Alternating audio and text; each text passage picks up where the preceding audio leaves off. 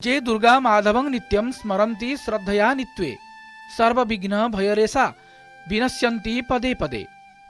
उत्कलर प्रत्येक मांगलिक कार्य दुर्गा और माधवों को स्मरण करा जाइथाय। पूर्वे प्रति ओडिया घर दुआर मानकरे दुर्गा माधव पट्टी अंकित हेउथिला, जेउथिरे जगन्नाथ और विमला रूपी दुर्गा शोभा पाउथिले।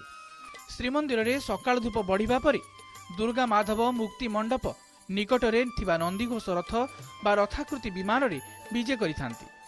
विमान बड़ू सेवक उक्त विमान रूपक रथ को कांधरे बहन करी प्रतिदिन दोलमंडप साहिर नारायणी मंदिर को विजे कराइथांती। नारायणी मंदिर सम्मुखरे रथ पहुंचवा परे घसा जल लागी हुए। पथश्रम काले दुर्गा माधव तृषार्त होइथिबे एहाकू परिकल्पना करी भीतरच्छ महापात्र घसा जल अर्पण करिथांती।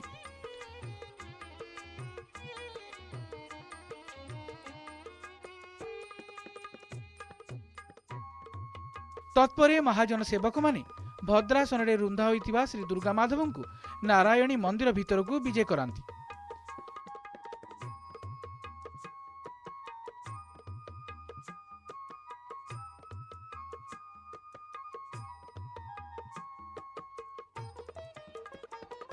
भितरे विजे कला परे पूजा पंडा सेवक पंचोपचार रे भोग बाड़ी थांती। कर्पूर अक्षत और बलिता आलती रे भीतरच्छु महापात्र बंदापना नीति संपन्न करंती।